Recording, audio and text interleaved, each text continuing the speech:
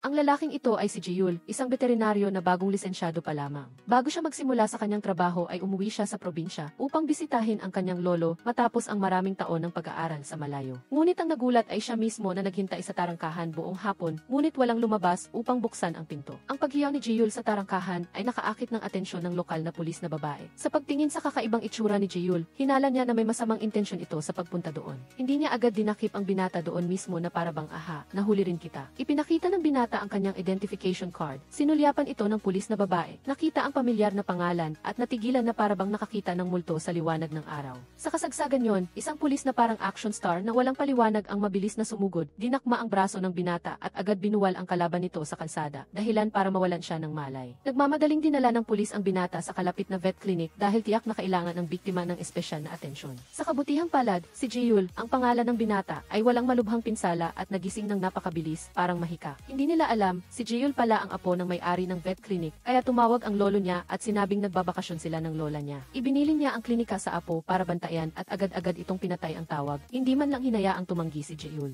Si Jayaw, ang pulis na taga roon, ay nakatitig kay Jiul na parabang inaalala ang imahe nito noong bata pa at puno ng pag-asa ang kanyang puso. Ngunit ang mukha ni Jiul ay nagpapahiwatig na naalala lang niya ang goldfish dahil hindi na niya naaalala kung sino ito na nagdulot ng bahagyang pagkadismaya sa mga mata niya. Naramdaman ni Jayaw na medyo bastos ang tingin niya kaya ibinalik niya ang pitaka nito at inanyayahan siyang sumakay sa kotse. Dahil nakatanggap sila ng tawag mula sa mga residente sa lugar na may kinakaharap silang komplikadong sitwasyon. Naghanap ng mapag-uusapan si Jayaw at tinanong si Jiul kung ito ba ang unang beses niya rito. Kailan ang huling beses, sana maalala niya ang nakaraan nilang alaala. Ngunit siya mismo ay na-distract kaya ang kotse ay lumusot at nabundol si Sanghayon na naglalakad, na nahulog at sumubsob sa bukid. Puno ng pagsisisi ang kanyang puso, ngunit hindi tumigil ang kanyang bibig sa pagsasabi, ano ba ng klase ng paglalakad yan at tumayo ka sa gitna ng daan, ha? Hindi nagpatalo si Sanghayon, ikaw ang nasa gitna ng daan. Sa huli, napipi si Jayaw at humingi ng paumanhin nang makita ang bagong damit ni Sanghayon na ngayon ay puno ng putik. Naawa siya at labis na nag-alala, puno ka ng putik at dumi. Anong gagawin ko sa iyo ngayon? Galit na sinabi ni Sanghayon, bakit mo ako tinititigan ng ganyan?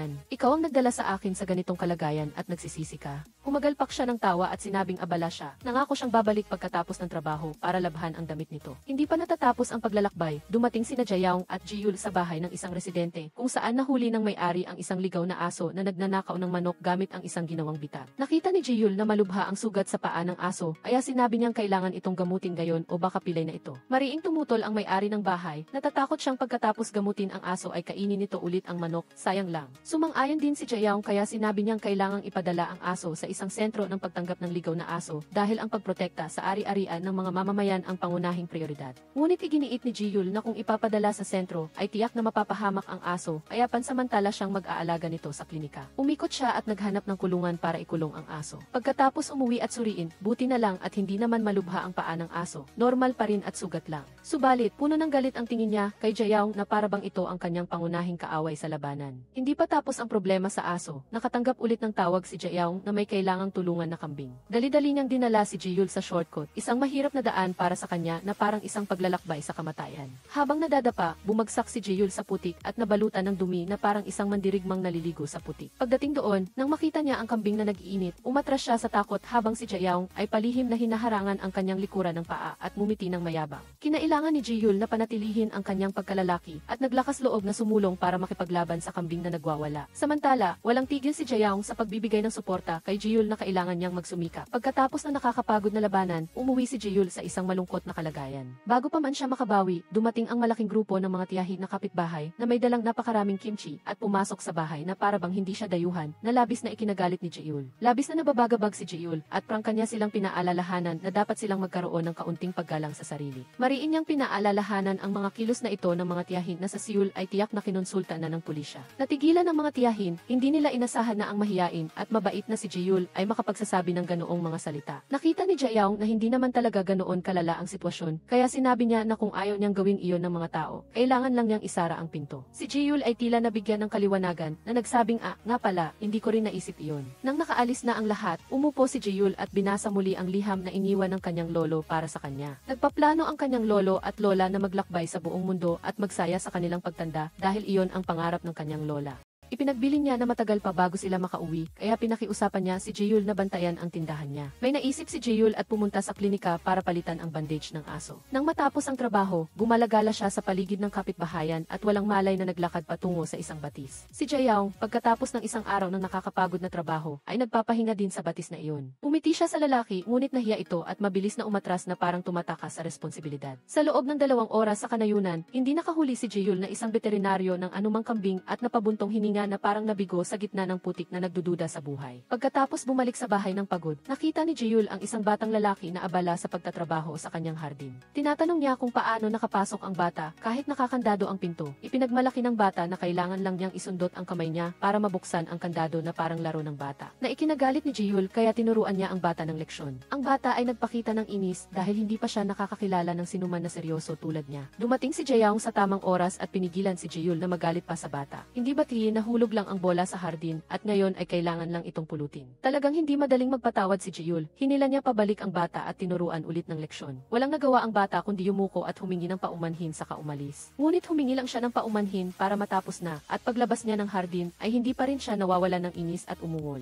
Sinabi niya na ang lalaking iyon ay talagang hindi kaaya-aya magsalita tulad ng sinabi ng kanyang lola. Ngunit ayos lang, isa rin iyon sa uri ng talento, hindi nga lang masyadong positibo. Maaga kinabukasan, paggising ni Jeyul at pagpunta sa tindahan, nakatanggap siya ng abiso na may kailangan siyang bigyan ng iniksyon na kawan ng baboy ngayon. Nalalaman din ni Jayaw ang schedule ngayon at medyo natataranta siya. Hindi niya alam kung paano lalapitan si Jeyul. Tinawagan niya ang may-ari at ipinakilala ang pamangkin ng direktor na mag-i-inject ng bakuna. Idiniin pa niya ang detalye na napakabata pa ng pamangkin ng direktor at malamang ay hindi sapat ang kakayahan nito para mag-inject sa baboy.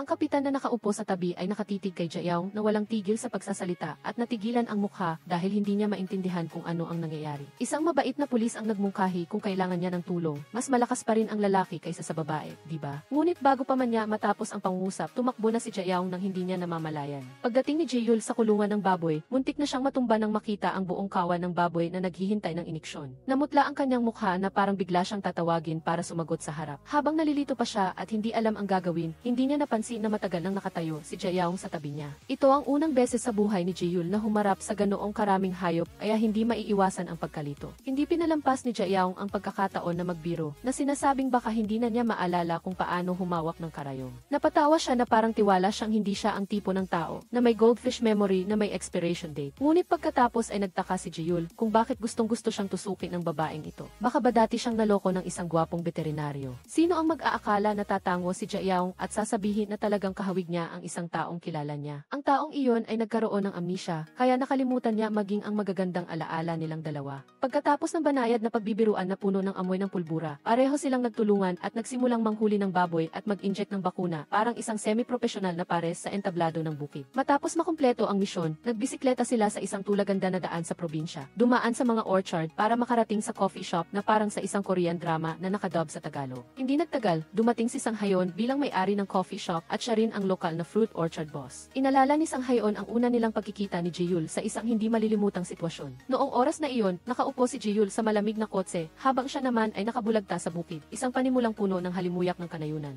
Pagkatapos ng isang tasa ng kape na mailasa ng kanayunan, bumalik si Jeyul sa klinika na masigla na parang binigyan ng bitamina. Nagtanong siya sa nurse tungkol kay Sanghayon at nakakuha ng deskripsyon na parang ang taong ito ay ang pangunahing karakter sa isang aklat aralin sa moralidad. Magaling siya sa lahat at mabuti ang ugali at nakaka-inspire pa magsalita. Bigla siyang nakaramdam na hindi siya dapat magpatalo, kaya nagtanong agad si Jeyul kung sa tingin ba ng lahat ay hindi naman siya ganoon kalala at kahit papaano ay mapagkakatiwalaan naman siya. Ngunit mabilis niyang binago ang paksa kay Jayaw, nagtataka. Hindi niya maintindihan kung bakit lumalabas siya sa lahat ng oras at lugar na para bang mayroon siyang built-in na gihik function. Pagsiklab ng mata ng nurse nang marinig ang pangalan nito, ngumiti siya na parang nanalo sa loto. Agad niyang ikinuwento na si Jayaw, bagaman pulis sa pangalan, ay sa katunayan ay isang mobile public service center. Kapag may gulo, hindi na kailangang hilingin, otomatiko siyang lalabas na parang may babala. Siya ay masigasig, mabait, at mahilig mag-alala sa mga bagay-bagay ng iba, kaya siya ang perpektong national housekeeper. Ang pinagkaiba lang ay hindi siya nakatira sa isang mansion, kundi naglilibot sa buong nayon. Habang iniisip pa ni Jeyul ang impormasyon, biglang may emergency announcement na may kambing na sumasakit ang tiyan at tila nagwawala at humihingi ng rebolusyon.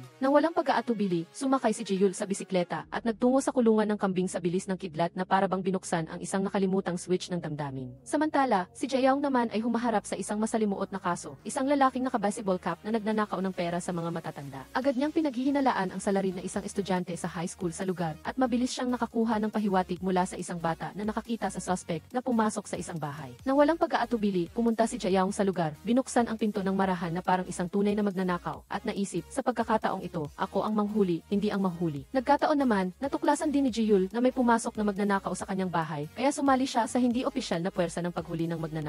Sa kabila ng mabilis na paghuli ni Jaeyoung sa lalaki, nagawa siyang itulak palayo ng lalaking kasing lakas ng binuo ng 3 mangkok ng kanin bawat kainan at tumakas. Sumugod si Ji-Yul na parang hangin kasabay ng magnanakaw na bumagsak sa lupa, na naging eksenang parang rurok ng isang pelikulang aksyon sa komunidad. Sa kabutihang palad, dumating ang karagdagang pulis sa tamang oras upang tulungan silang dalawa at matagumpay nilang makontrol ang suspect. Nakita ni Jaeyoung na nakahiga si Ji-Yul sa lupa, inabot niya ang kanyang kamay upang tulungan siyang tumayo, ngunit nagawa pa rin niyang magpatawa na nagsasabing, kung hahawakan ko ang iyong kamay. Ito ay tulad ng pagtatapon sa basurahan ng aral na huwag maging pabaya sa pagiging mapagbantay, talagang isang tao na hindi natututo kahit kailan. Konting nakakaalam na sina Ji-Yul at Jaeyoung ay dating matalik na magkaibigan ng palihim mula noong sila ay naglalaro ng putik pagkatapos ng higit 10 taon ng paghihiwalay. Si Ji-Yul ay bumalik mula sa lungsod na ang memorya ay parang hindi pa nakakita ng sinuman kahit na tinanong ni Jaeyoung kung kinasusuklaman niya ang lugar na ito. Tahasan siyang sumagot na wala siyang magandang alaala dito at gusto lang niyang manirahan sa isang lugar kung saan walang lalampas sa hangganan ng kanyang kaluluwa. Ngunit nakakaloko, dito, ang mga tao ay nag-uunahan sa paglampas sa hangganan ng kanyang kaluluwa ng walang pahintulot. Kinagabihan, si Jaeyoung ay pumunta kay Sang-hayon upang makipag-usap at nagreklamo na ang mga mahahalagang alaala na palagi niyang iniingatan sa kanyang puso ay lumalabas na isang biro lamang sa mata ng iba. Para sa kanya, ito ay kayamanan, para sa iba, ito ay isang biro ng alaala. Nang marinig ito, mahinahon at makatwirang inaliw ni Sang-hayon na ang mga nangyari mula noong ipinanganak siya hanggang ngayon ay hindi niya nakalimutan ni isang segundo. Kaya, ang kanyang alaala ay hindi kailanman nakakatawa, ngunit sa halip ay mahalaga at puno ng damdamin, tanging siya lang ang hangal na mag-isip na ito ay isang biro lamang. Kinaumagahan, muling nagkita ang dalawang mortal na magkaaway sa maliit na eskinita. Isang batang lalaki, sa isang tingin pa lang, ay nakakita na ng mga palatandaan ng isang malamig na digmaan at lumingon kay Jaeyoung upang magtanong kung nag-away ba sila ng veterinaryo. Umiling lang si Jaeyoung at sinabing hindi sila nag-aaway, sinusubukan lang niyang tulungan siyang mamuhay ng tahimik tulad ng kanyang pangarap dahil sa ganoong paraan lamang siya magiging komportable.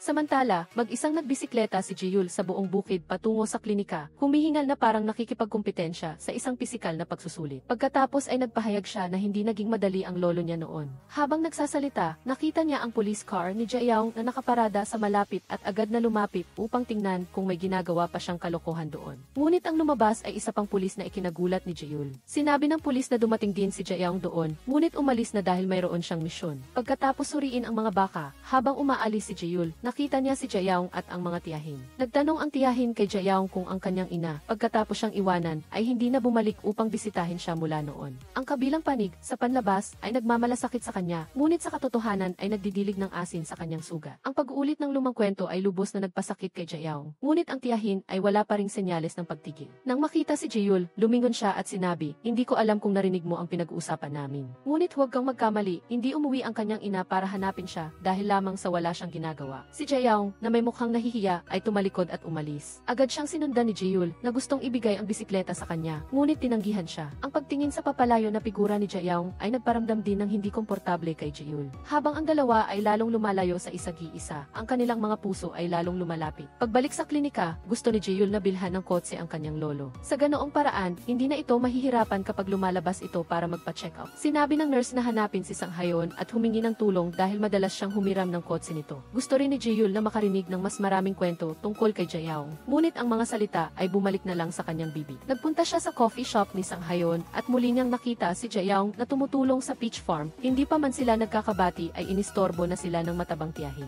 Akala ng tiyahin si Ji-Yul ang katulong na kinuha ni Jaeyoung at agad silang sinabihan na tulungan sila. Bawat taon sa panahong ito ay panahon ng pagdami ng mga insekto. Kailangan nilang magbalot upang protektahan ang mga peach bago ito salakayin ng mga insekto. Kung hindi, ang lahat ng pinaghirapan sa buong taon ay mawawala. Ang gawaing ito ay napakasimple at pamilyar para kay Jaeyoung na lumaki sa kanayunan mula pagkabata, ngunit napakahirap gawin para kay Ji-Yul. Sinabi ni Jaeyoung kay Ji-Yul na napakaikli ng tangkay ng peach, kaya kapag binabalutan, kailangan ding balutan ang tangkay. Hayaan mo akong subukan. Ang eksenang ito ng dalawa ay nakita ng mga tiyahin. Isang tiyahin ang umasa na magkasama sila, ngunit ang isa ay mariing tumutol. Sa puso niya, sina Sang-hayon at Jaeyoung lang ang magkapareha habang buhay. Binalaan niya si Sang-hayon na bantayan silang dalawa. Ang totoo, may isa pang layunin si Jiyul sa pagpunta sa lugar na ito. Gusto niyang bumili ng isang komportableng cargo van mula kay Sang-hayon para gamitin ng kanyang lolo. Nagbigay si Sang-hayon ng napakataas na presyo na 1 milyong won na ikinagulat ng lahat. Ang dahilan ng mataas na presyo ay dahil sa nagselos siya sa nangyari kanina. Nagkunwari si Jaeyoung na ihatid niya si Jiyul sa kalapit na bayan para bumili ng kotse. Maaari silang magpanggap ni Jiyul na mag-asawa na bibili ng sasakyan para sa negosyo na may benepisyo pa. Hindi na mapakali si Sang-hayon at ibibigay na niya ang kanyang sasakyan sa halagang 4 na milyon. Pagkatapos, pinilit niya si Jiyul na bilisan na at mag-check up sa ibang alagang hayop sa lugar, mas mabuti pa. Hinila ni Jaeyoung si Sang-hayon sa isang tabi at tinanong,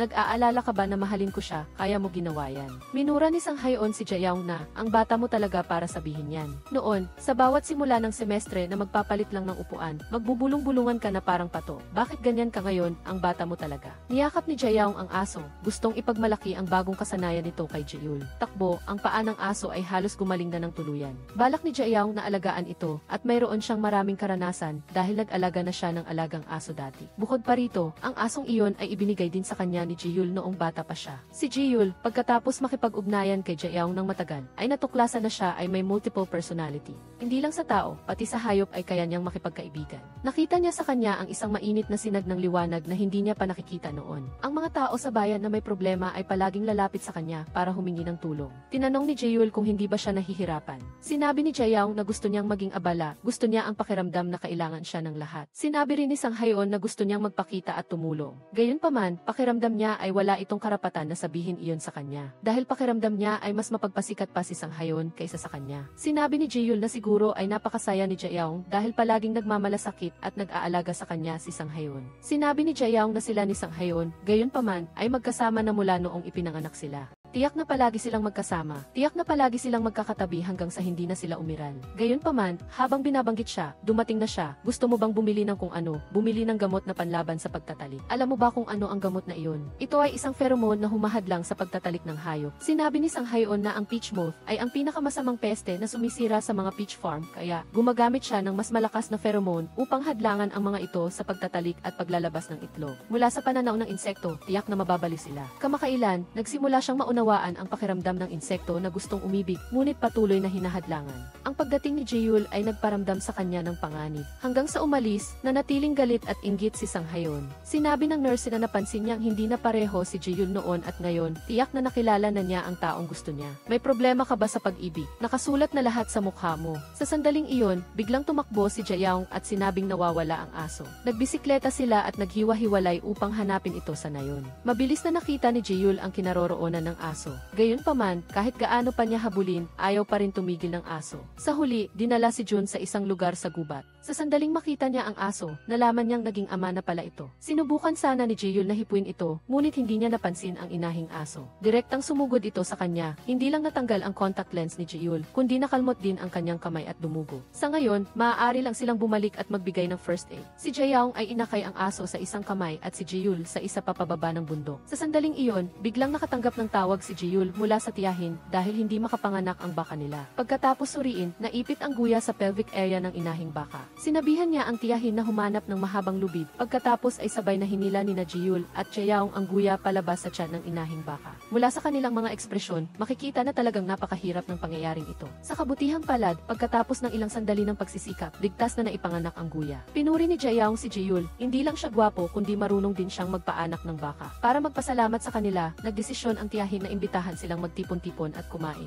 Hindi lang niya inimbita ang mga kapitbahay, inimbita rin niya si Sang-hayon. Ang unang ginawa ni Sang-hayon pagdating niya ay paghiwalayin sina Jaeyoung at Jiyul. Hindi niya talaga maitago ang tingin niya na gusto siyang saksakin. Nagdala ang tiyahin ng inihaw na karne at sinabihan si Jiyul na kumain ng marami. Ngunit sinabi ni Jiyul na hindi siya masyadong kumakain ng karne.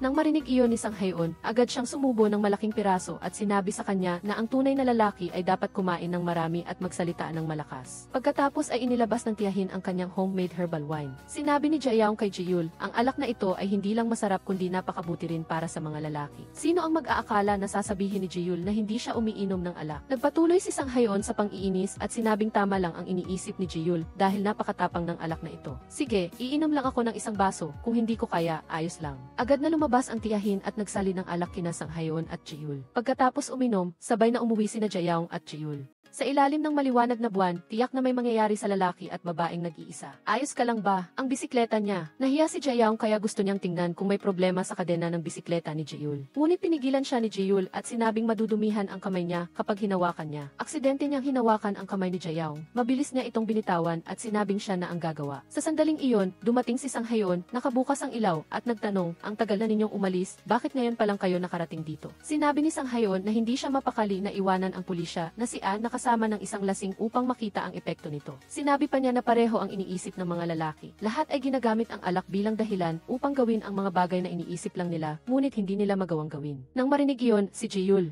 si Sang Haeun ay maaari lamang sabihing uwi na siya at ipinagkakatiwala si Jaeyoung kay Sang Haeun, ang babaeng kaibigan. Ang mga salitang iyon ni Jaeul ay nagpapahiwatig na si Jaeyoung ay itinuturing lamang si Sang Haeun bilang kaibigan. Ngayon, umuwi na siya ng may kapayapaan ng isip upang matulog, ngunit ang mga sumunod na salita ni Sang Haeun ay direkta siyang pinagpuyat. Jaeyoung, ganoon din ako, tulad ng ibang lalaki, kapag nakita kita, gusto rin kitang hawakan at yakapin. Madilim din ang loob ko, gusto kita, kaya huwag kang masyadong komportable sa akin. Hindi na nakapagpigil si Sang Haeun at umamin ang kanyang pag-ibig kay Jaeyoung. Nag-alala siya na kung hindi niya sasabihin ang kanyang damdamin, baka hindi malaman ni Jaeyoung na gusto niya ito. Dahil palaging nasa tabi niya si Sang Haeun, siguro ay hindi naisip ni Jaeyoung na baguhin ang kanilang relasyon. Ang pagmamahal niya kay Jaeyoung ay napakalaki na, kung itatago niya ito sa kanyang puso, labis siyang hindi mapakali. Tinanong ni Jaeyoung si Sang Haeun kung hindi ba siya natatakot na baka hindi na sila maging magkaibigan. Sinabi ni Sang Haeun na ang kanilang relasyon ay hindi maaaring maging simpleng kaibigan o mag-asawa lamang. Para sa kanya, siya ay kaibigan ngunit isa ring babae, minsan parang kapatid, ngunit minsan naman ay parang ate. Kung siya ang magiging jowa niya, mas mabuti. Ngunit kung hindi ito magtagumpay, mananatili pa rin silang magkaibigan, magkapitbahay, at pamilya ni Sang Haeun. Sinabi pa niya na kahit mabigo ang pag-amin niya, sandali lang iyon at lilipas din hindi pwedeng hindi magkita ang dalawa at hindi maging magkaibigan. Pinasalamatan ni Jaeyoung si Sang Haeun at sinabi naman nito na kumilos lang siya ng normal. Nagtungo si Jaeul sa farm upang suriin ang guya na bagong panganak kahapon. Sinabi niya sa mga tao sa farm na mahina ang guya kaya dapat itong alagaan ng mabuti. Pagbalik sa klinika, sinabi ng nurse kay Jaeul na kakarating lang ni Jaeyoung para manghiram ng kulungan. Inayos niya ang bisikleta ni Jaeul bago siya umalis. Sa pagkakataong ito naisip ni Jaeul na baka umakyat si Jaeyoung sa bundok, at tama nga, nang umakyat si Jaeul sa bundok ay nakita niya si Jaeyoung. Sinabi niya kay Jaeyoung na maghanap ng makakatulong kung hindi ay masasaktan siya. Pagkatapos, dinala nilang dalawa ang mga aso pabalik sa klinika ni Jaeul para suriin. Sinabi niya kay Jaeyoung na malusog ang mga ito at pansamantalang aalagaan ng klinika. Pagkatapos, tinulungan ulit ni Jaeul si Jaeyoung sa sugat nito. Kinaumagahan, umiiyak na hinanap ni Sang Haeun at ng bata si Jaeul dahil nakakain ng tsokolate ang alagang aso ng bata. Hiniling ni Sang Haeun kay Jaeul na alagaan itong mabuti at ihatid muna niya ang bata sa eskwela at babalik siya. Pagkatapos suriin, nasuka na ang aso kaya wala nang laman ang tiyan nito at magiging maayos sa pamamagitan lang ng e-fluid. Pagkatapos, tinawag ni Sang Haeun si Jaeul para mag-usap at doon lang nalaman ni Jaeul na nasugatan si Jaeyoung. Sinabi ni Sang Haeun kay Jaeul na noong umaga, nakita ng bata ang aso na bumubula ang bibig, natakot at tumawag kay Jaeyoung. Dahil umiiyak ang bata ng labis sa sakit, nagmadaling kinuha ni Jaeyoung ang bisikleta at umalis, nakalimutan niyang sira na ang bisikleta niya. Ang bisikleta ni Jaeul na nahulog sa bukid kagabi ay nawala ng isang tornilyo. Kaya kinuha ni Constable An sa kanyang sasakyan at ikinabit ulit para kay Jaeul. Sinabi ni Sang Haeun na ganoon talaga si Jaeyoung, mas gugustuhin pang saktan ang sarili para matulungan ang iba. Sinabi niyang tiningnan niya palagi ang kalendaryo at binibilang kung ilang araw pa bago bumalik si Jaeul sa Seoul.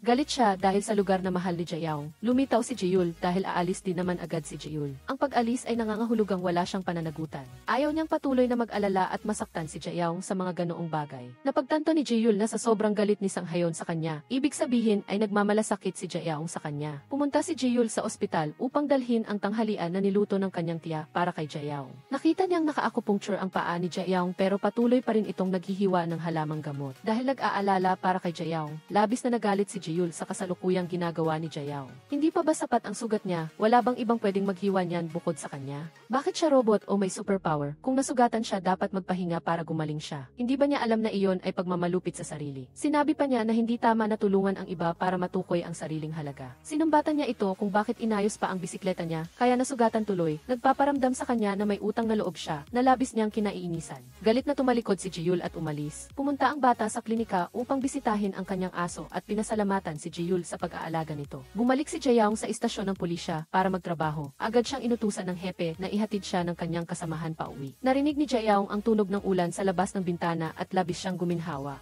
Tinanong ng bata si Jaehyul kung may ginawa ba si Jaeyoung na nakapagpagalit sa kanya. Sabi ng bata, nakita niya kahapon ng umaga na binati siya ni Jaeyoung pero umalis lang siya ng walang reaksyon. Sana raw ay hindi na magdamdam si Jaehyul kay Jaeyoung dahil sa kanya, kasing buti na niya ang kanyang lola. Kung nagkamali man siya, hindi raw iyon sinasadya. Sa narinig, sinabi ni Jaehyul na siya ang nagkamali, balak niya sanang magsorry, pero nagalit lang siya sa halip. Sa narinig, agad na kinuha ng bata ang telepono, dinyal ang numero ni Jaeyoung, at ibinigay kay Jaehyul, sinabing magsorry na siya agad. Hindi pa nakakapagsalita si Jaehyul, na aksidente na si Jaeyoung. Nakita ni Jaehyul si Jaeyoung na walang malay sa kotse, nag-aalala, at nagsumikap na basagin ang bintana ng kotse para iligtas siya. Ang tagpong ito ay nagpaalala sa kanya ng aksidente sa kotse ng kanyang pamilya. Umuulan din noon ng malakas at may isang lalaki ang bumato sa salamin ng kotse at iniligtas si Jaehyul. Ang lalaking ito ay walang iba kundi ang ama ni Jaeyoung. Noong panahong iyon, tulalang-tula si Jaehyul, namutla ang mukha at tulala. Mabuti na lang at masigasig si Jaeyoung kaya inalagaan siya ng husto. Nabato ni Jaehyul ang salamin, dinala si Jaeyoung sa ospital at hindi siya inalisan. Ngunit paggising ni Jaeyoung, tanging si Sang-hayon lang ang nakita niya sa tabi niya. Malabo niyang naaalala na iniligtas siya ni Jaehyul. Kaya tinanong niya ang doktor, nasaan si Jaehyul? Parang siya ang nagligtas sa akin, hindi ba? Sinabi naman agad ni Sang-hayon sa kanya ang nangyari, at mabuti na lang, walang malubhang pinsala ang katawan ni Jaeyoung. Kaya inalalayan siya ni Sang-hayon palabas ng ospital para umuwi. Ang tagpong ito ay nasaksihan ni Jaehyul na nakaupo sa kotse at ang damdamin sa kanyang puso ay hindi mapigilang umalpas. Kinabukasan, pumunta si Jaeyoung sa klinika para magpasalamat ng personal kay Jaehyul. Ngunit ngayon ay anibersaryo ng kamatayan ng mga magulang ni Jaehyul, kaya umaga pa lang ay pumunta na siya sa puntod. Wala nang nagawa si Jaeyoung kundi umalis ng may pagkadismaya, ngunit ang tadhana ay palaging kayang maglapit sa kanila. Sa daan pabalik, nagkita rin sa wakas ang dalawa. Ngunit nakakalungkot, ararating pa lang ni Jaehyul mula sa sasakyan at hindi pa nakakausap si Jaeyoung. May tawag na siyang natanggap mula sa klinika, kaya naghiwalay na naman sila. Pag alis niya, sumulpot si Sang-hayon na nakasakay sa traktora. Sinabi niya kay Sang-hayon ang tungkol sa huling beses. Sabi ni Sang-hayon pero sinabi niya ring mag-isip pa siya. Pagkatapos, dinala ni Sang-hayon si Jaeyoung sa pagpupulong ng dalawang nayon. Tuwing may pagpupulong, laging nag-aaway ang mga presidente ng Women Association ng dalawang nayon, kaya gusto niyang isama si Jaeyoung. Tutal, pulis si Jaeyoung, baka sakaling maging mas mahinahon ang dalawang nayon sa presensya ng pulis. Malinaw na nagkamali sila, pagdating ni Jaeyoung sa bulwagan, siya ang naging tagapagtanggol. Bukod pa rito, ang tiyahin sa kabilang nayon ay nag-aaway. Kaya patuloy nitong sinisiraan si Jaeyoung dahil sa pagiging walang magulang mula pa pagkabata. Matapos ang pag-aaway, mag-isang nakaupo si Jaeyoung na tulala sa bakuran. Sa tuwing may nagsasabing siya ay isang ulilang bata, labis siyang nalulungkot. Ang mga salitang ito ay palaging nagpapababa ng kanyang loob. Tumanggi si Jaeyoung na sumakay sa sasakyan ni Sang-hayon pauwi. Gusto niyang maglakad ng mag-isa at tahimik. Sa oras na ito, dumating si Jaehyul sa bahay ng isang matandang lalaki. Ang matandang baka ng kanyang pamilya ay nakasama niya sa loob ng 30 taon. Nakahiga na lang ito at matagal nang hindi kumakain. Alam ng matanda na hindi na ito magtatagal pa, kaya gusto niyang i-euthanize ito ni Jaehyul. Ipinanganak itong alaga at nagtrabaho ng buong buhay para sa kanya. Gusto niya na ang pag-alis nito ay maging mas mapayapa ng kaunti. Hindi mahalaga kung ano ang maging reinkarnasyon nito sa susunod na buhay. Umaasa rin siya na ito at ang kanyang asawa ay babalik upang makasama siya. Nagpatuloy silang tatlo sa pamumuhay ng masaya. Pagkatapos bigyan ng euthanasia shot ang baka, naupo si Jaehyul kasama ang matanda at nag-usap. Alam ng matanda na araw din iyon ng anibersaryo ng kamatayan ng mga magulang ni Jaehyul. Noong taong iyon, hiniling sa kanya ng lolo ni Jaehyul na alagaan si Jaehyul sa loob ng ilang araw dahil abala sa pag-aasikaso ng burol. Bago umalis, sinabi niya kay Jaehyul ang tungkol sa lihim nilang paglalaro ni Jaeyoung noong bata pa sila na napaka-cute. Sa oras na ito nalaman ni Jaehyul na si Jaeyoung pala ang babaeng iyon. Simula nang pumanaw ang kanyang mga magulang, naging mahiyain si Jaehyul at namuhay ng nakakulong sa sarili. Isang batang babae ang laging sumasama sa kanya at inilabas siya sa kalungkutang iyon. Bago bumalik sa Seoul, binigyan siya ni Jaehyul ng isang notebook at sinabing babalik siya. Matagal lang lumipas kahit hindi nakalimutan ni Jaehyul ito. Hindi lang niya alam na ang batang babae ay si Jaeyoung paglaki. Ngayon, sa wakas, naintindihan niya kung bakit laging kakaiba ang sinasabi ni Jaeyoung sa kanya at kung bakit laging gusto nitong maging malapit sa kanya. Nakita ni Jaehyul si Jaeyoung sa tabi ng sapa at humingi ng tawad sa kanya. Ngayon lang niya ito nakilala. Sinabi ni Jaeyoung na naiintindihan niya kung bakit nakalimutan ito ni Jaehyul. Pumanaw ang kanyang mga magulang bago siya pumunta rito, kaya ang panahong iyon ay siguradong napakasakit para sa kanya. Para sa kanya, iyon ay isang napakasamang panahon at gusto niyang kalimutan ng lubusan. Ngunit ang totoo ay kabaligtaran, malinaw na ang alaala na iyon sa puso ni Jaehyul ang nagpasaya sa kanyang buhay. Mula nang malaman ni Jaehyul ang pagkatao ni Jaeyoung, nagbantay na siya sa pintuan mula pa umaga, binibilang ang oras at naghihintay na ihatid ni Jaeyoung ang bata sa paaralan. Nang dumating si Jeyul sa klinika, nalaman niyang bakasyon na pala ang bata. Nagdala ang bata ng isang batang babae upang hanapin si Jeyul at hilingin na gamutin ang kanyang kuneho. Umaasa ang batang babae na magagaling ni Jeyul ang kanyang kuneho. Sinuri ito ni Jeyul at nakita na ang kalagayan ng kuneho ay hindi naman nakakabahala, tanging ang dalawang bata lang ang tila nagagalit sa isa't isa. Nalaman na magkaibigan pala ang bata at ang batang babae. Minsan, binigyan ng batang babae ang bata ng isang aklat bilang regalo. Ngunit nakalimutan na iyon ng tuluyan ng bata. Kaya nagalit ang batang babae at ayaw na niyang kausapin ang kaibigan niya. Nang marinig iyon, pinayuhan ni Jeyul ang bata na huwag munang kausapin ang kaibigan niya. Hayaan niya itong mag-isip ng mag-isa at matatapos din ang galit niya. Dahil kapag lalo siyang lumapit at nagmakaawa, lalong lalala ang sitwasyon. Narinig iyon ng bata at mukhang tama dahil sa tuwing kausapin niya ang batang babae ay lalo lang itong nagagalit sa kanya. Kaya nagpasya siyang sundin ang payo ni Jeyul. At ayon sa paraan ni Jeyul, hindi na lang nagalit ang batang babae sa kanya, kundi pati ang tumingin ay ayaw na niyang gawin. Sinabi ni Jayaong sa bata na kung alam niyang mali siya, dapat humingi siya ng tawad agad. Humingi siya ng tawad hanggang sa mapatawad siya ng batang babae. Ito ay isang simpleng bagay, hindi ito komplikado, ngunit hindi talaga ito simple. Sa payo ni Jayaong at Jeyul, hindi naging maayos ang bata at ang batang babae. Minsan, naging malamig ang bata at minsan naman ay naging masigla, kaya inisip ng batang babae na marami siyang personalidad at hindi na niya ito kinakalaro pa. Sa narinig, binigyan ulit ni Jeyul ng magandang payo ang bata. Kung ganyan na ang sitwasyon, magpakatatag siya ng kaunti. Sinabi niya sa bata na sabihin sa batang babae na, humihingi ako ng tawad ng taos puso. At gusto mo namang hindi na kita kalaro, naintindihan ko, malungkot din ako pero susundin ko na lang ang gusto mo. Tutal, summer vacation ngayon kaya hindi na rin sila magkikita. Sa karanasan niya, kung hindi na makikita ng bata ang batang babae, tiyak na mag-aalala ang batang babae. Pinayuhan din niya ang bata na maging matyaga sa paghihintay at huwag makinig kay Jayaong na humingi ulit ng tawad sa batang babae. Naramdaman ng bata na si Jeyul ay may karanasan sa pagiging kasintahan, kaya siguradong may kaalaman siya. Si Jayaong naman, hindi pa nagkakakasintahan, kaya wala pa siyang karanasan sa pag-ibig. Kaya sa pagkakataong ito, nagpasya siyang sundin ang payo ni Jeyul. Habang si Jayaong at Jeyul, bagamat alam na nila ang pagkatao ng bawat isa, ay labis namang naiilang ang kanilang relasyon, lalo lang itong lumamig kapag nagkikita. Hindi rin maintindihan ni Sang-hayon kung bakit ganoon sila. Inakala ni Jayaong na marami silang pag-usapan, ngunit wala silang masabi at lalo lang silang nailang. Sinabi ni Sang-hayon na pupunta siya sa Seoul para makipagkita sa mga kliyente at tinanong niya kung may kailangan ba si Jayaong.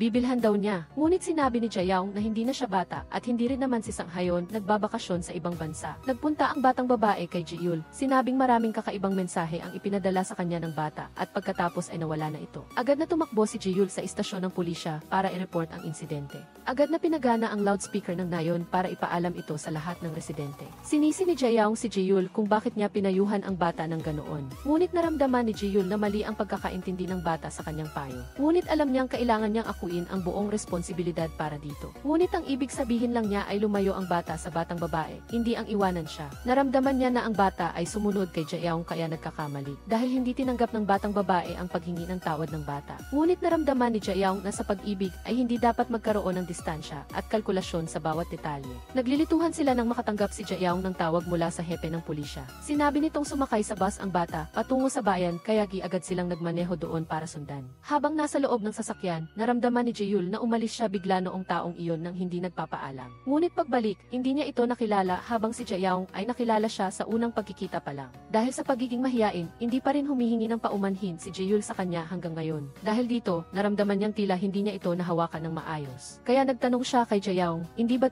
mas maganda ang isang taos pusong paghingi ng paumanhin? Sinabi ni Jayaong kay Jeyul na marahil ay hindi mali ang kanyang paraan. Hindi lang iyon angkop para sa isang siyam na taong gulang na bata. Ang biglaang pagkawala ay talagang nakababahala sa iba. Dahil nag-aalala rin ako na wala ang isang bata. Hindi nagtagal, nakita ng dalawa ang bata sa hintuan ng bus. Nang malaman niyang hindi nagalit sa kanya ang babae, labis itong natuwa at sumakay sa sasakyan nila pauwi. Sa wakas, nagkaroon din ng lakas ng loob si Jeyul na sabihin ang laman ng kanyang puso. Ikaw ang tanging masayang alaala ko noong taon na iyon. Humihingi ako ng paumanhin dahil nakalimutan kita. Nagpunta si Jeyul sa bukid upang suriin ang kalusugan ng baka at narinig ang dalawang tiya na nag-uusap tungkol sa pag-aaway ng dalawang nayon noong nakaraang araw. Sinabi ng pinuno ng kabilang nayon na bastos ang pulis dahil walang magulang na nagturo sa kanya at hindi natuwa si Jeyul nang marinig iyon. Sa sandaling ito, nagmamadaling tumakbo ang pinuno ng kabilang nayon kay Jeyul. Hiniling niya na bisitahin at suriin niya ang aso ng kanyang ina. Ang asong iyon ay mahal ng kanyang ina na parang anak ngunit nagkasakit ng malubha. Ngunit dahil ito ay malayo, ayaw pumunta ng mga doktor. Nakita ni Jeyul na labis na desperado ang pinuno ng nayon, kaya nagmamadali siyang nagsabing mayroon siyang ginagawa rito at tinanggihan siya. Sinabi ni Jayaong na alam niya ang shortcut na makakatipid ng maraming oras. Nang marinig ito, agad na hinila ni Jeyul si Jaeyoung sa isang tabi at tinanong kung hindi niya ba kinamumuhian ang pinuno ng nayon na iyon. Napakaraming masakit na salita ang sinabi sa kanya ng babae at nagpapanggap lang itong mabait kapag may kailangan. Nang marinig ito, agad na hinila ni Jaeyoung si Jeyul sa sasakyan. Alam niya na nag-aalala si Jeyul para sa kanya. Sinabi ni Jeyul noon na walang kasalanan ang aso at kailangan pa ring gamutin ang may sakit. Ngayon, dahil sa kanya, binago niya ang kanyang mga prinsipyo na nagbigay ng bigla ang kagalakan kay Jaeyoung. Sinabi niya kay Jeyul na bagaman ang pinuno ng nayon ay mapagkunwari, paminsan-minsan ay nagsasalita siya ng masasamang salita, ngunit hindi naman talaga masama ang kanyang kalooban. Dumating sila sa bahay ng ina ng pinuno ng nayon at sinuri ni Jeyul ang aso. Sa kabutihang palad, wala namang malala sa aso. Ngunit nang sila ay umalis, na flat ang gulong ng kanilang sasakyan at sinabi ng mekaniko sa dalawa na maaaring tumagal ng kaunti ang pagkukumpuni. Kaya itinuro niya sila sa dalampasigan upang uminom ng kape at hindi mainit. Humihingi ng paumanhin si Jaeyoung kay Jeyul tungkol dito, na sarili niya itong desisyon at hindi naisip ang mga sitwasyong wala sa plano, kaya nasayang ang mahalagang oras ni Jeyul. Ngunit sinabi ni Jeyul na dahil kay Jaeyoung, nakita niya ang tanawin dito. Sa isang hindi inaasahang lugar, kasama ang taong hindi niya inaasahan na nagpasaya sa kanya.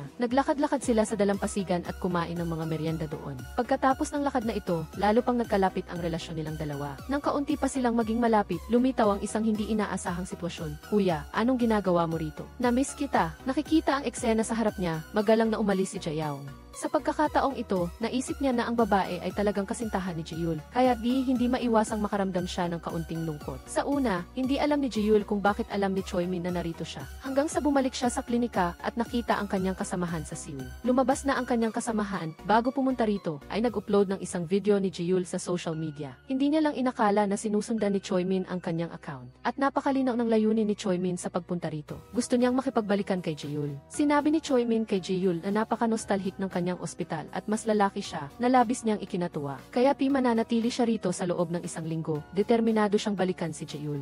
Kung hindi niya makukuha, babalik siya kaagad sa Seoul. Kaya sinabi niya kay Jeyul na huwag na siyang mag-aksaya ng panahon sa pagpapaalis sa kanya. Nagtitiwala siya sa kanyang sarili na tiyak na makukuha niya muli ang puso ni Jeyul sa loob ng isang linggo. Sinabi ni Choi Min kay Jeyul na inayos na ng nayon ang matutuluyan niya, kaya mananatili siya ngayong gabi. Ang lugar na ito ay saktong bahay ni Jaeyoung. Nakita ng mga tsa sina Jeyul at Choi Min na sabay na lumabas. Sa pag-aakalang si Choi Min ang kasalukuyang kasintahan ni Jeyul, nagbiro silang nagsabi, gusto naming bigyan si Jeyul ng gamot para sa hindi pagsunod ng itaas sa ibaba. Gusto sanang magpaliwanag ni Jeyul, ngunit agad siyang pinigilan ni Choi Min. Sinabi niya, ano man ang ibigay ninyo, magpapasalamat at gagamitin ko po ng mabuti. Ang mga tiya ay labis na nasiyahan kay Choi Min at walang tigil sa pagpuri, kaya wala ng pagkakataon si Jeyul na sumingi. Si Jaeyoung, na may mata na puno ng pagkadismaya, ay maaari lamang magpakita ng isang magalang na ngiti at hindi alam kung saan titingin. Sa kabutihang palad, lumitaw si Sang-hayon sa tamang pagkakataon upang tulungan si Jaeyoung. Nang magkatabi silang dalawa, inakala ni Choi Min na sila ay magkasintahan. Pagkaalis ng lahat, sinabi ni Sang-hayon kay Jeyul, talagang na-miss ka ng nobya mo at tumakbo pa talaga siya rito para makita ka. Sinabi ni Jeyul na hindi niya nobya si Choi Min at wala siyang nobya. Pagkatapos ay lumingon siya kay Sang-hayon at sinabing, hindi bagi wala ka rin?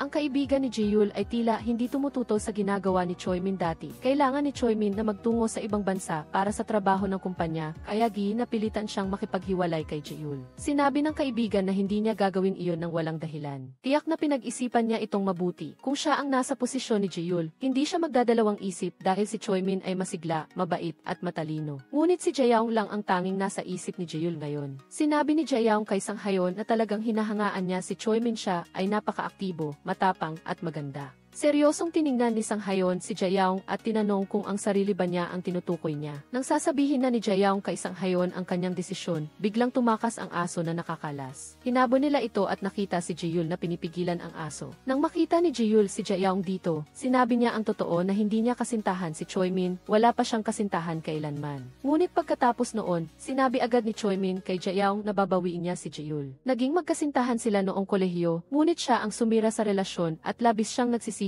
na nawala si Jeyul. Hindi ko alam kung maihiya si Choi Min dahil sinabi niya kay Jaeyoung na suportahan siya ng husto. Sa sandaling ito, hindi alam ni Jaeyoung kung paano sasagutin si Choi Min. Dumating si Choi Min sa veterinaryo at matagal nang naghihintay ang bata. Bagamat sinabi ng lahat ng tao sa nayon na kasintahan ni Jeyul si Choi Min, paulit-ulit na hindi naniwala ang bata. Sinabi ng bata na madalas nakatitig si Jeyul kay Jaeyoung. Nang may hindi inaasahang nangyari kay Jaeyoung, agad ding tumakbo si Jeyul para iligtas siya. Naisip ng bata na tiyak na gusto ni ni Ji-yul si Jae-young. Sa pagkarinig nito, alam ni Choi-min na tumaas ang hirap sa pagbabalik ng pag-ibig ni Ji-yul, ngunit wala siyang balak sumuko. Nalaman niyang pupunta si Ji-yul para suriin ang isang bagong panganak na guya, kaya sumama siya rito. Nakita ni Jae-young ang eksena ng kanilang pagtatrabaho ng magkasama. Isang uri ng pait ang umakyat sa kanyang puso. Sinabi ni Choi-min na ipinaalala sa kanya ng eksena ang kanilang mga araw sa kolehiyo. Noon, palagi silang magkasama ni Ji-yul, tulad ngayon. Sa sandaling magulo pa ang lahat, tumawag ang mga tiyasa na yon kay Jae-young upang magpatulong. Nang walang pag-aatubili, nagboluntaryo si Ji-yul na sumali, na para bang makakakuha siya ng sertipiko ng papuri. Nang simulan ng grupo ang proseso ng paggawa ng peach wine, ang aktibidad ay parang mabango ng prutas. Ngunit nagtago ng tensyon tulad ng sa isang pelikulang misteryo. Ang mga mata ni Jae-young ay patuloy na umiiwas kay Ji-yul na parang isang radar. Ang pag-iwas ay tila pag-iwas sa pagsusuri, kaya ang atmosfera ay tila nagielo sa gitna ng tag-init. Nakita ni Choi-min ang matinding sitwasyon at agad na tumalon para magligtas sa pamamagitan ng paggamit kay isang hayon bilang panangga. Tinanong niya si Jae-young, hindi ba siya ang campus crush na hinahangaan ng lahat noong kabataan ninyo? Tumango si Jae-young bilang pagpapatunay at sinabing, noong nag-aaral kami, gustong-gusto si isang hayon ng buong klase, tulad ng pagkahilig sa gatas na walang asukal. At kasama rin siya sa listahan ng mga tagahanga, kaya si Sang-hayon ang kanyang unang pag-ibig. Kapag iniisip niya ito, biglang kumikislot ang puso ni Jae-young. Walang pag-aatubili, sinabi ni Choi-min na kung ang unang pag-ibig ay mananatiling nasa tabi niya, posibleng si Sang-hayon din ang maging huli. Ang pahayag na ito ay nagparamdam kay Ji-yul na parang nakaupo sa mainit na upuan. Agad siyang sumagot sa pamamagitan ng paggigiit na noong bata pa sila, napakalapit din niya kay Jae-young. Kaya, bakit hindi siya maaaring ituring na huling kasintahan?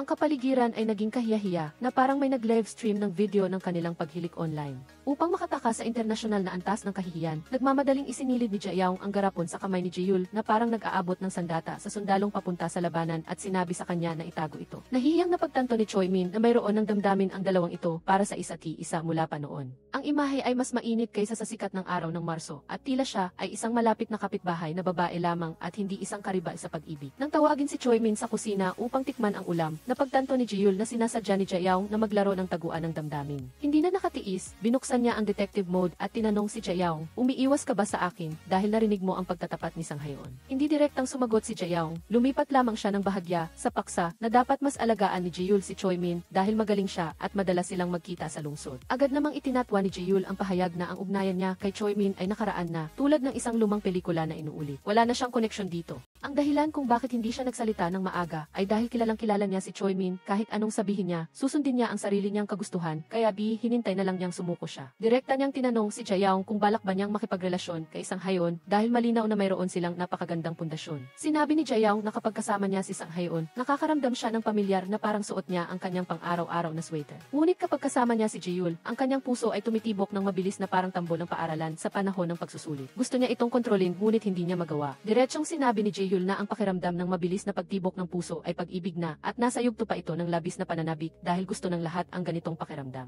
Ang pagtawag ng mga tiyahin ay pumutol sa romansa tulad ng busina sa dulo ng pagsusulit. Si Jae-young ay bumalik sa istasyon ng pulisya at nakita ang isang basket ng mais na regalo mula sa pinuno ng kapitbahay bilang pasasalamat sa paggamot sa inang aso niya. Siya ay naantig at medyo natawa dahil lumalabas na may gantimpala ang pagtulong sa aso. Sa kabilang banda, sinusubukan ni Choi-min na buhayin ang nakaraan na nagsasabing ang kanyang sangay ay lilipat malapit sa ospital ni Ji-yul sa susunod na buwan at baka mag-usbong muli ang pag-ibig tulad ng munggo. Kahit na hindi niya pinilit si Ji-yul na sumagot agad, naniniwala pa rin siya na kung madalas silang magkikita ay tiyak na magkakaroon ng pag-unlad. Ngunit paglingon pa lang ni Ji-yul, tila nawala ng nerbiyo si Choi-min at hinalikan siya sa labi. Naaninag ni An Jae-young na biglang dumating ang buong tagpo at nagpakita ng kaunting kaba sa kanyang mukha. Sa huli, nagdesisyon si An Jae-young na tanggihan si Lee Sang-hayon dahil pakiramdam niya ay mas magalang kung direkta siyang sasagot. Ngunit habang tumatagal ay mas hindi siya makapagbukas ng bibig. Kahit tinanggihan, napakalma ng kalooban ni Lee Sang-hayon. Nag-aalala pa rin si An Jae-young na kung tatanggihan niya ang pag-ibig nito ay hindi na magiging maganda ang relasyon nila tulad ng dati. Pagkatapos niyang magsalita ay bumuhos ang kanyang luha na parang sirang dam at malumanay si Lee Sang-hayon na nagpaubaya. Sinabi niya na wala namang tumanggi sa iba na umiiyak ng tulad niya kaya hindi na siya makaiyak at nagdagdag ng isang linya na puno ng romansa. Kahit hindi magkasintahan, magmamahalan pa rin sila sa ibang paraan. Kapag mahal mo ang isang tao, kapag nakikita mo siyang masaya at nagagalak, doon mo lang talaga siya mamahalin. Nagbiro pa siya na kung magmahal siya ng iba sa hinaharap, tiyak na sisirain ito ni An Jae-young. Kinaumagahan, si Choi-min ay naghihintay sa tarangkahan ng klinika na may damdamin ng isang taong naghahanda para sa huling tagpo ng paghihiwalay sa pelikula. Taimtim na sinabi ni Han Ji-yul na kahit magpumilit pa si Choi-min na manatili sa lugar na ito, hindi na siya maaantig pa nito. Sapagkat ang pusong ito ay nakalaan na para sa isang tao at magpakailanman ay para lamang sa taong iyon. Si Choi Min ay wala nang masyadong pag-asa ngayon dahil alam niyang matagal nang hindi para sa kanya ang puso ni Han Jae-yul. Nagdesisyon siyang bitawan ang kanyang mga kamay upang maging masaya siya sa taong gusto niya. Nagmamadaling pumunta si Han Jae-yul sa istasyon ng pulis upang hanapin si An Jae-young, ngunit ang impormasyon lang na nakuha niya ay baka nasa Peach Orchard ito. Nagmadali siyang tumakbo sa Peach Orchard, ngunit hindi niya nakita si An Jae-young kundi si Lee Sang-hayon lamang na tila naguguluhan. At biglang lumipat si Lee Sang-hayon mula sa papel ng posibleng kasintahan tungo sa papel ng magulang na nagtatanong kay Han Jae-yul ng lahat ng uri ng bagay. Nagtanong siya tungkol sa pinagmula ng pamilya ni Han Jae-yul at kung sila ba ay mapagkaisa. Kung balang araw ay hindi na makapagtrabaho si An Jae-young, may ipon ba siya o kung ano paman para buhayin siya. Umiti lamang si Han Jae-yul at sinabing tiyak na tinanggihan na siya ni An Jae-young kaya bumaling siya sa pagiging matanda. Napatawa na lang si Han Jae-yul dahil ang tono niya ay para lamang sa pag-iimbestiga sa kasintahan ng kanyang kapatid. Umiti si Lee Sang-hayon, inabot sa kanya ang isang peres ng guwantes at sinabing maghintay, tiyak na hindi na magtatagal. Bumalik si Han Jae-yul upang pitasin ang isang bag ng mga peach. Ang dating berdeng mga peach ay hinog na, tulad ng kanilang dating malabong relasyon ay hinog na. Lumitaw si An Jae-young at pagkakita kay Han Jae-yul, tumalikod siya at tumakbo na parang inuusig. Ngunit hindi pinayagan ni Han Jae-yul na makawala siya. Hinabol niya at umamin ng pag-ibig dahil kung hindi niya sasabihin agad ay sasabog siya sa emosyon. Sumagot si An Jae-young sa pamamagitan ng pagtanggi. Sinabing nalilito lang si Han Jae-yul sa pagitan ng pakiramdam ng muling pagkikita sa matandang kaibigan at pag-ibig. Dahil noong bata pa siya ay binigyan niya ito ng aso at naglaho na parang salamangka. Galit na galit talaga si An Jae-young kay Han Jae-yul kaya hindi na siya magbubukas ng puso sa kanya kahit kailan. Matigas man ang kanyang bibig ngunit hindi niya makontrol ang kanyang puso. Patuloy itong tumitibok ng malakas na parang paputok dahil sa pagmamalabis. Sa daan pa uwi, nakita ni An Jae-young ang nurse at nalaman niyang malapit nang bumalik ang direktor ng ospital na nangangahulugang aalis na si Han Jae-yul. Ito ang nagpagulo sa kanyang damdamin na parang gusot na sinulid. Hindi niya alam kung gaano kahungkag ang kanyang buhay kung wala si Han Jae-yul. Pagdating sa bahay, nakita niya si Choi Min na naghihintay. Sinabi niya na sa unang kita pa lang kay An Jae-young ay alam na niyang gusto niya si Han Jae-yul. Kaya humihingi siya ng pahintulot na burahin ang alaala na ito mula sa hard drive ng damdamin at magpaalam ng tuluyan. Ang sinabi ni Choi Min ay nagpagaan sa pakiramdam ni An Jae-young mula sa matagal ng pag-aalala. Si An Jae-young ay tila nabunutan ng tinik at nagbisikleta papunta sa klinika na umaapaw ang damdamin. Tinanong niya si Han Jae-yul kung gaano katagal pa bago siya bumalik sa lungsod. Sinabi niya na mga kalahating buwan pa. Alam niyang ang umamin ng pag-ibig kapag paalis na ay medyo at nagdudulot ng kalituhan na parang instant noodles na hindi pa naluluto at handa siyang tanggapin ang pagtanggi. Hindi pa nasubukan ni Han Jae-yul kaya hindi niya alam kung tatanggihan ba siya ni An Jae-young sa pagkakataong ito. Hindi pa nakakapagsalita si Han Jae-yul ay inilabas na ni An Jae-young ang kanyang divine sealing kiss na nagpadala sa lahat ng paliwanag nito sa nakaraan. Upang maiwasan na mahalata ng mga taga-nayon, mabilis na ginamit ni Han Jae-yul ang kanyang mabilis na sasakyan upang dalhin si An Jae-young sa Seoul para sa lihim na pakikipag-date. Ang kauna-unahang date ay napakatamis. Pagkatapos ay bumalik sila sa nayon sa loob ng 4 na oras na parang express train, na cardio at mental detox. Ang kakaiba ay walang sinuman sa kanila ang nagpakita ng pagod. Masigla pa nga si An Jae-young na pumasok sa trabaho na parang walang nangyaring biyahe. Kaya naman ang dalawang kasamahan niya ay tumingin sa kanya na parang isang error version ng taong kilala nila. Pagkatapos ay may dumating na tawag para humingi ng tulong kay An Jae-young. Akala ng mga tao ay tulad pa rin siya ng dati, na tumutulong sa iba na parang sarili niya, ngunit direkta niyang sinabi na aalis na siya mamaya sa trabaho, kaya hindi siya makakatulong. Bago pa man makabawi sa pagkabigla ang kanyang kasamahan, biglang dumating si An Jae-young at ginamit ang pagdadala ng pagkain ng aso bilang dahilan upang hilahin siya pauwi. Ang totoo ay nagtatago sila sa sasakyan, naghahanap ng sandali ng pag-iisa sa gitna ng abalang buhay. Ngunit ang buhay ay hindi laging ayon sa plano. Sa pinakamahalagang sandali, isang bata ang kumatok sa bintana. Buti na lang at dumating siya sa tamang oras. Kung hindi, malamang ay na-livestream na nila ang isang libreng dog meal sa buong nayon. Dinala ng bata ang mahalagang balita ang batang babae na nagdeklara na magiging kasintahan niya ay opisyal nang tumanggap ng kanyang pag-ibig. Pinagsabihan niya ang dalawang matanda na huwag itong ibunyag sa mga matatanda, kung hindi ay magtatampo silang dalawa. Upang panatilihing lihim ang kanilang murang pag-ibig, nagbigay pa ng candy ang bata bilang handog ng kasal. Naisip ni An Jae-young ang kanyang sariling sitwasyon, hindi ba siya rin ay titingnan at kukuyugin ng lahat kung mabubunyag ang kanilang relasyon. Mula noon ay nagsimula na siyang mag-alala kung paano siya mabubuhay sa ilalim ng nakamamatay na tingi ng mga tiyahin sa nayon kung mabubunyag ang kanilang relasyon. Kinahapunan, ang pinuno ng katabing baryo ay pumunta ulit para hanapin si An Jae-young at humingi ng tulong. Hindi lang iyon, direkta pa niyang sinabi na si An Jae-young ay uri lang ng tao na kulang sa pagmamahal, kaya gusto niyang pinakikiusapan at para maramdaman niyang may silbi siya. Nang marinig iyon, nagalit ang tatlong tiyahin at nagkaisa namang asar bilang pagtutol. Ngunit ang plot twist ay kay An Jae-young nang bigla niyang aminin na totoo. Noong una ay gusto niyang pinakikiusapan dahil takot siyang kamuhian kung magpapakita siyang walang silbi. Ngunit ngayon, ayos lang kung kamuhian siya at tutulong pa rin siya, hindi dahil gusto niyang mahalin, kundi dahil sa simpleng paggalang sa mga nakatatanda. Pagkatapos magsalita, umalis siya ng magaan ang pakiramdam na parang nabunutan ng libu-libong bigat. Pagsapit ng gabi, naghintay si Han Ji-yul kay An Jae-young sa tabi ng orchard at pagkatapos ay magkasama silang kumain ng hapunan. Upang maiwasang mahuli, nagkunwari silang nagkataon lang na pumasok sa restaurant na parang dalawang estranghero na nagkasabay. Pagkatapos ng hapunan, nag-aya silang maglakad-lakad at tingnan ang napakagandang tanawin ng lungsod sa gabi. Bigla nilang naalala ang candy na ibinigay ng mga bata kaninang hapon, kaya kinuha nila ito at kinain. Ang lasa ng candy ay nagpaalala ng alaala ng pagkabata, kaya hindi napigilan ni An Jae-young ang damdamin, sumulyap kay Han Ji-yul na parang naakit at hinalikan ang labi nito. Sa unang pagkakataon ay inaya ni Han Ji-yul si An Jae-young na manood ng scene at nagkasundo silang magpunta sa umaga upang makaiwas sa mga nakatingin. Ngunit ang buhay ay hindi nagbigay ng kapayapaan. Isang tawag ang nagbigay balita na napaaga ang pagluwa ng panubigan ng kalabaw kaya nasira ang plano. Inilipat nila ang tiket sa tanghali kinabukasan, ngunit may nawawalang matanda kinahapunan, kaya kinailangan ni An Jae-young na hanapin ito at muli itong naantala hanggang gabi. Pagkatapos makita ang matanda, inanyayahan naman siya ng hepe na magdiwang at mahirap tanggihan ito. Pagkaupo pa lang niya at pagkagat sa unang subo, nakita na niya agad ang grupo ng mga lasing na naghahanap ng gulo. Ang sunod-sunod na pangyayari na sumira sa plano ng date ay nagpagalit kay An Jae-young kaya mag-isa siyang nagtago at inubos ang isang bote ng alak na tila nililinis ang lahat ng pagkabigo. Si Han Ji-yul ay hindi naman masyadong nababagabag at habang naghihintay kay An Jae-young sa labas ay nakita siya ng mga tiyahin sa nayon. Sa kanyang mabilis na pag-iisip, sinabi niyang naglalakad-lakad lang siya. Kasabay nito, si An Jae-young na lasing ay nagmamaneho papunta, walang pakialam sa sinuman at diretsong pumasok sa broadcast room at ipinaalam sa buong nayon na mahal niya si Han Ji-yul. Ang tahimik na nayon ay biglang nagising dahil sa drama ng pag-ibig sa hating gabi. Ngunit lumabas na matagal ng alam ng mga tiyahin, hindi lang nila sinasabi, sana pala ay inihayag na niya ito ng mas maaga.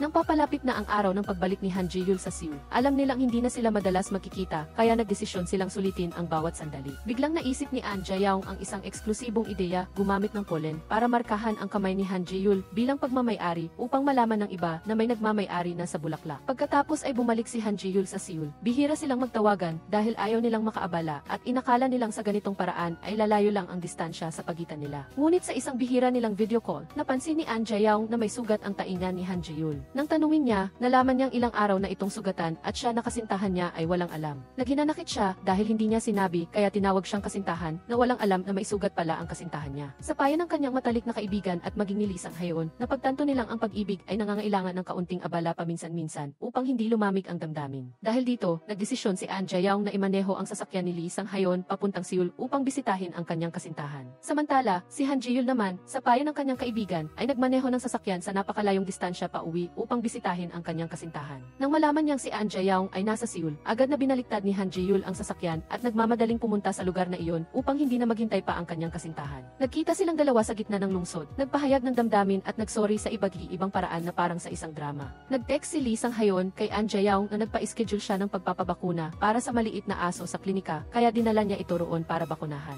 Ngunit nang dumating siya, tumingin si An Jae-young sa paligid ngunit walang nakita. Ang biglaang pagdating ni Han Ji-yul ay hindi niya pinaniwalaan. Dahil sobrang namiss niya ang kanyang kasintahan, hindi pinili ni Han Ji-yul na manatili sa Seoul kundi bumalik sa probinsya para magtrabaho upang mapalapit sa kanyang minamahal. Sa halip na ang daliri ni An Jae-young ay hindi na nagtatago ng bulaklak, inilabas ni Han Ji-yul ang handa na niyang singsing at nagpropose sa sarili nilang estilo. Mula ngayon, hindi na nila kailangang markahan ang daliri, ang singsing na ito na ang magpapatunay ng kanilang pag-ibig.